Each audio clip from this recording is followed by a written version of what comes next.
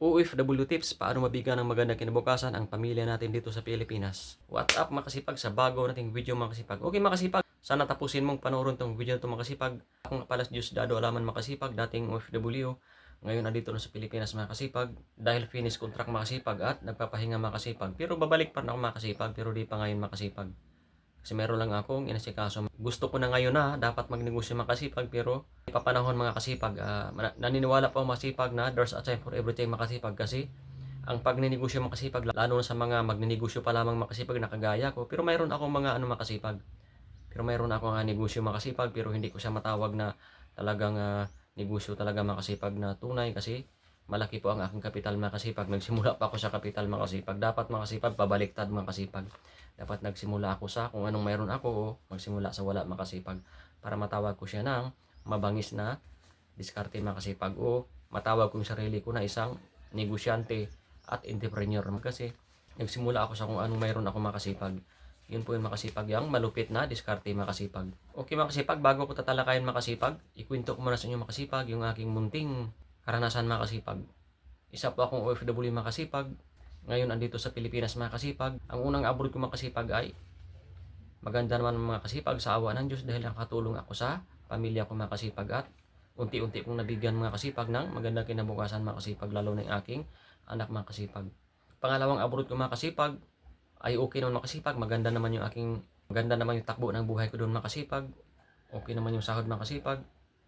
Pangalawang abroad ko makasipag ay bad news makasipag kasi napauwi ako makasipag kasi yung kapatid ng makasipag ay biglang naglaho sa mundo makasipag kaya di talaga natin maiwasan makasipag yung kamatayan makasipag kaya habang buhay tayo kaya kailangan natin ay maglingkod lagi sa Diyos makasipag o magdasal makasipag. Yun po yung makasipag. Pangatlong abroad ko makasipag ay pinalad makasipag sa awa ng Diyos kaya sa pagdarasal ko makasipag, gabi-gabi, tapos pagsimba tuwing linggo, kahit na ako ay makasalanan, dininig ng Panginoon makasipag na makapunta ako makasipag.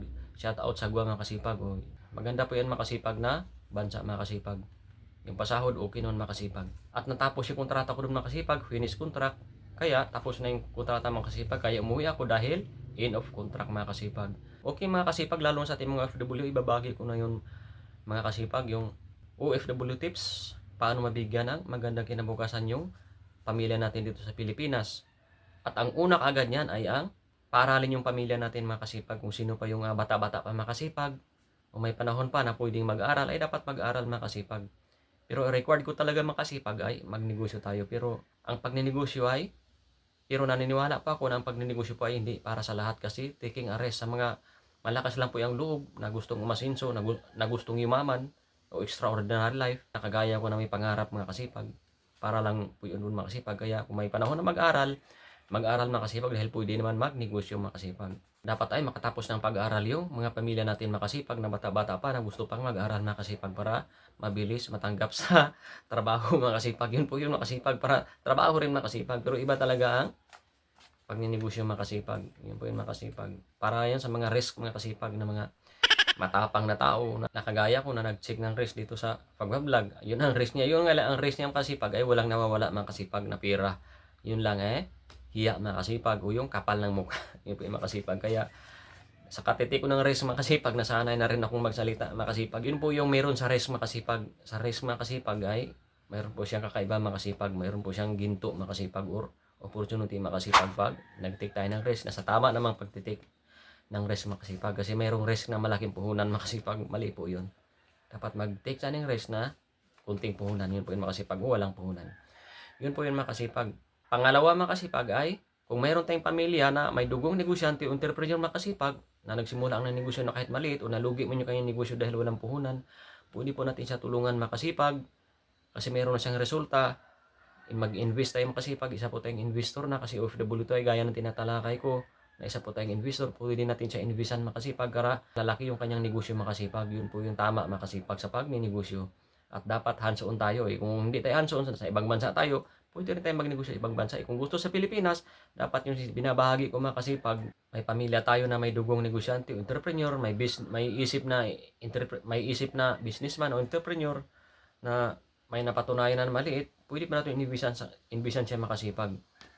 At about sa hatian makasipag, mayroon din akong i-discuss dyan makasipag, yung hatian. Kasi ang alam ko sa hatian makasipag, kung sino yung malaking ambag sa negosyo, yun po yung malaki makasipag. Yung iba, rest ay mga 30% na lang kasi yung gumagawa ng negosyo yung may malaking ambag, yun po yung malaki, yun po yung makasipag. Pero tatalakayin ko rin yan makasipag. Yung basic lang yan makasipag yung sa hatian ng negosyo. Pero maraming nag-aaway dyan makasipag. Kung sino yung may malaking ambag, yun po yung malaki at may kasulatan dapat kayo agreement. Yun po yung makasipag para walang away sa huli. Yun po yung makasipag. Tatalakayin ko rin yan pa rin yan makasipag sa makasipag sa mga vlog ko. Pangatlo makasipag ay bigyan ng pangkabuhayan yung ating pamilya makasipag, yung ating mga magulang, kung pwede magtinda makasipag. Bigyan natin makasipag ng pangkabuhayan makasipag.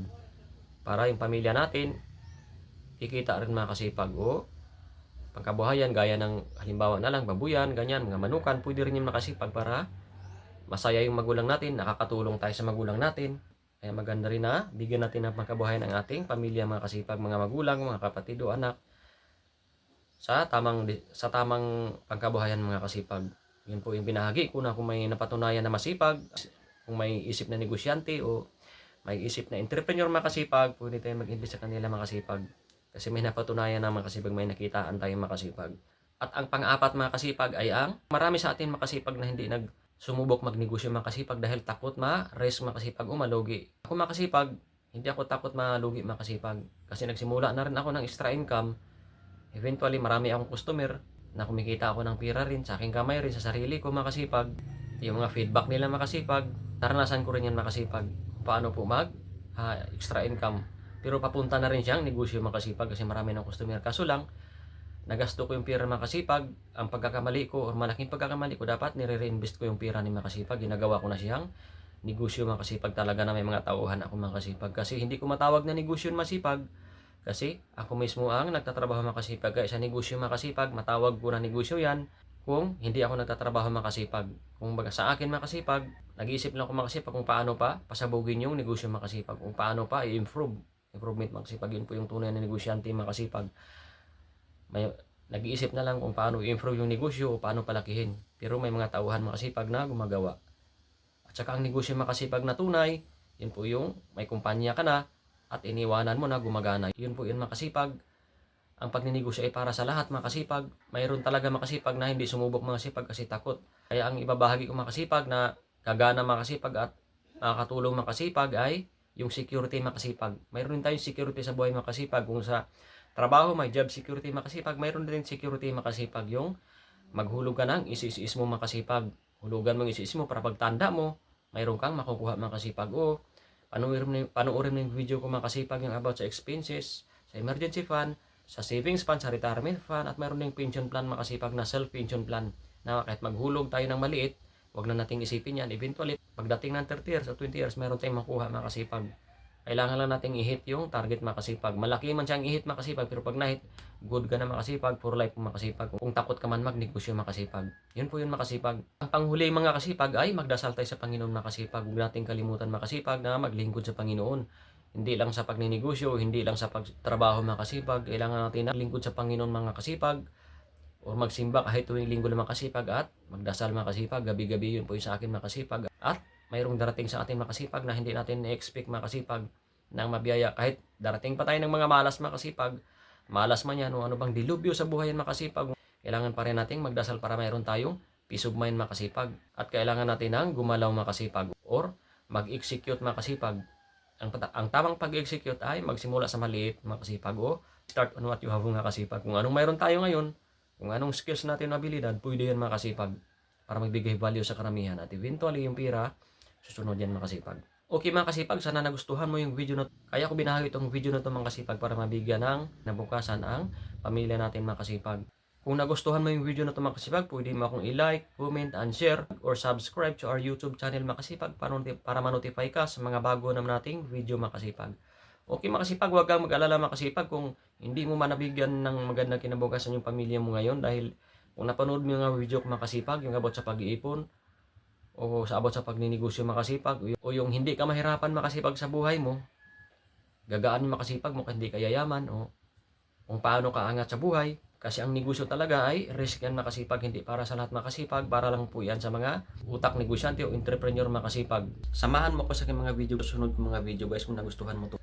Kasi marami pa akong video na i-upload. Huwag kang mahiya kung mahihain ka man kung hindi ka makapag-upload, kung nag-iisip ka pa ng huling i-upload mo. Dahil yun po yung sinasabi ko, kung anong katayuan mo ngayon, o experience mo ngayon, o karanasan mo ngayon, mapupulutan ng aral ng iba, pwede po nating i-vlog yung kagaya ko. Hindi naman ako magaling na vlogger, binabahagi ko lang yung aking munting karanasan about sa pag-vlog sa mga startup ng mga vlogger na hindi talaga pagalingan to. Kumbaga, mag-upload ka lang na mag-upload ng at least eventually sasanay ka rin kahit hindi ka kagaling, matututo ka rin. Ang kagandahan pag nagba-vlog ka, kung nakapag-upload ka na meron bang something ba na hindi mo ipaliwanag na sa loob ng dibdib mo na kaya mo in public speaking, masaya guys, may maramdaman kang kaibang saya din pag nakapag-upload ka kasi pinapublic mo yung sarili mo. Kasi labanan talaga ngayon in public, content creation ng labanan ngayon. Ano sa mga may negosyo ka man, ano yan. Kung anong nasa puso mo, katayuan mo, experience, kung karanasan mo sa buhay, mapupulot yung iba ng karamihan na makapagsilbi din sa iba. Yun po yung pinaniwalaan ko. Ang trabaho ko pala dati guys, isang heavy equipment operator. Kung willing ka guys na mag-join sa group natin, sa group natin na HA Malupit Group, pwede ka po dyan. Para sa mga magaling na, pwede po kayong mag-join dyan guys. Maglapag ng ating mga experience o kaalaman. Maraming salamat sa panood ng video na to. Kung nagustuhan mo tong video na to, pwede mo akong i-like, comment, share, comment below para ma-notify ka sa mga bagong video na i-upload o i-subscribe sa aking YouTube channel bilang suporta na rin. Pwede naman bilang pasasalamat. Sabi ng Panginoon, Lucas 10:16, ang mapagkatiwalaan sa maliit na bagay ay mapagkatiwalaan din sa malaking bagay. Maraming salamat sa panonood. My next video. I love you guys. Bye. Ciao.